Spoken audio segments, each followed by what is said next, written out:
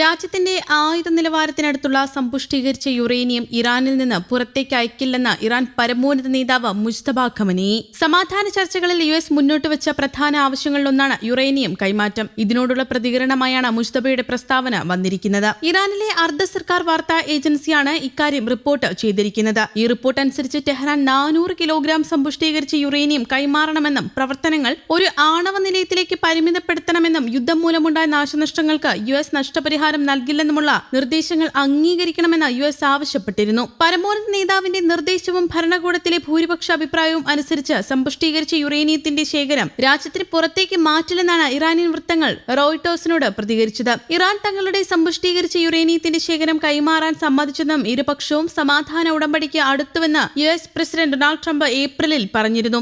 ആണവായുധം നിർമ്മിക്കാനുള്ള ഘട്ടത്തിലേക്ക് അടുത്ത സമ്പുഷ്ടീകരിച്ച യുറേനിയത്തിന്റെ ശേഖരം ഇറാനിൽ നിന്ന് പുറത്തേക്ക് അയക്കുമെന്നും ഏതൊരു സമാധാന ഉടമ്പടിയിലും ഇത് ഉൾപ്പെടുത്തണമെന്നും ട്രംപ് ഇസ്രയേലിന് ഉറപ്പ് നൽകിയിട്ടുണ്ടെന്ന് ഇസ്രയേലി ഉദ്യോഗസ്ഥർ പറഞ്ഞതായി റിപ്പോർട്ടുകൾ പുറത്തുവരുന്നു. സമ്പുഷ്ടീകരിച്ച യുറേനിയം ഇറാനിൽ നിന്ന് നീക്കം ചെയ്യുന്നതുവരെ യുദ്ധം അവസാനിച്ചതായി കണക്കാക്കില്ലെന്ന് ഇസ്രയേൽ പ്രധാനമന്ത്രി ബെഞ്ചമിൻ നെതന്യാഹു പറയുകയും ചെയ്തിട്ടുണ്ട്. അതേസമയം പ്രതീക്ഷിച്ചതിലും വേഗത്തിൽ ഇറാൻ അവരുടെ സൈനിക സംവിധാനങ്ങൾ പുനർനിർമ്മിക്കുന്നുവെന്ന് യുഎസ് രഹസ്യാന്വേഷണ ഏജൻസികളുടെ കണ്ടെത്തൽ. ഡ്രോൺ ഉൽപാദനവും പുനരാരംഭിച്ചതായി യുഎസ് ഇന്റലിജൻസ് വൃത്തങ്ങളെ ഉദ്ധരിച്ച് റിപ്പോർട്ട് ചെയ്യുന്നു.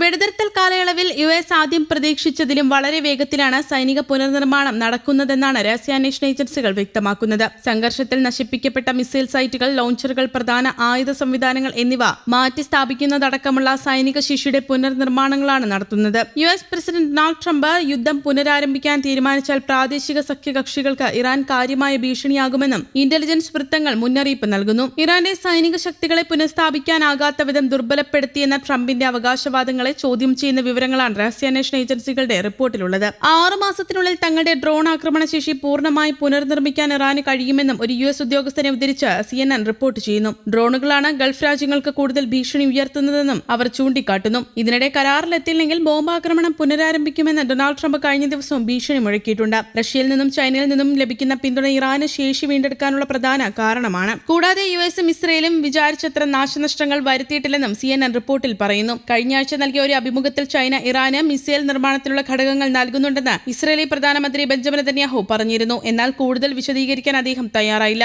അതേസമയം ചൈനീസ് വിദേശകാര്യ മന്ത്രാലയ വക്താവ് ഈ വാദം തള്ളുകയാണ് ഉണ്ടായത്. രഹസ്യാന്വേഷണ ഏജൻസി റിപ്പോർട്ടുകൾ സംബന്ധിച്ച് യുഎസ് സെൻട്രൽ കമാൻഡ് വക്താവ് പ്രതികരിക്കാൻ വിസമ്മതിച്ചു. രഹസ്യാന്വേഷണവുമായി ബന്ധപ്പെട്ട കാര്യങ്ങളെക്കുറിച്ച് കമാൻഡ് ചർച്ച ചെയ്യാറില്ലെന്ന് വക്താവ് പറഞ്ഞു. അതേസമയം അമേരിക്കയും ഇറാനും തമ്മിലുള്ള നയതന്ത്ര ചർച്ചകൾ സജീവമായി തുടരുന്നതിനിടയിൽ പാകിസ്ഥാൻ സൈനിക മേധാവി ജനറൽ അസീം മുനീർ ഇറാൻ തലസ്ഥാനമായ ടെഹ്റാനിൽ എത്തിയേക്കുമെന്ന റിപ്പോർട്ടുകൾ പുറത്തു വന്നിരുന്നു. യുഎസും ഇറാനും തമ്മിലുള്ള പരോക്ഷ ചർച്ചകളിൽ ഇരു വിഭാഗത്തിനുമിടയിൽ സന്ദേശങ്ങൾ കൈമാറുന്നതിനായി പ്രവർത്തിക്കുന്നത് പാകിസ്ഥാനാണ്. ഇതിന്റെ ഭാഗമായി പാക് ആഭ്യന്തരമന്ത്രി സയ്യിദ് മൊഹസിൻ നഖ്വി ഈ ആഴ്ചയിൽ 2ാം തവണയും ടെഹ്റാനിൽ എത്തിയിരുന്നു. ഇറാൻ സന്ദർശനം സംബന്ധിച്ച അന്തിമ തീരുമാനം അസീം മുനീർ ഉടൻ കൈക്കൊള്ളുമെന്നാണ് റോയിട്ടേഴ്സ് റിപ്പോർട്ടിൽ പറഞ്ഞിരുന്നത്. ചർച്ചകളുമായി ബന്ധപ്പെട്ട അടുത്ത വൃത്തങ്ങളെ ഉദ്ധരിച്ചാണ് റോയിട്ടേഴ്സ് ഇക്കാര്യം വ്യക്തമാക്കിയത്. സന്ദർശന കാര്യത്തിൽ ഇപ്പോഴും ആലോചനകൾ തുടരുകയാണെന്നാണ് സൂചന. മേഖലയിൽ യുഎസ് ഇറാൻ യുദ്ധപ്രതീതി നിലനിൽക്കുന്ന സാഹചര്യത്തിൽ പാകിസ്ഥാന്റെ നയതന്ത്ര ഇടപെടലുകൾക്ക് വലിയ പ്രാധാന്യമാണുള്ളത്. മധ്യസ്ഥരായ പാക് സൈനിക മേധാവി അസീം മുനീർ ഇറാനിലെത്തി ചർച്ചകൾ തുടരുന്നതോടെ വെടിനിർത്തൽ പ്രതീക്ഷയുണ്ടെന്ന് US state secretary Marco Rubio അറിയിച്ചു. കരാറിൽ തൃപ്തിയില്ലെങ്കിൽ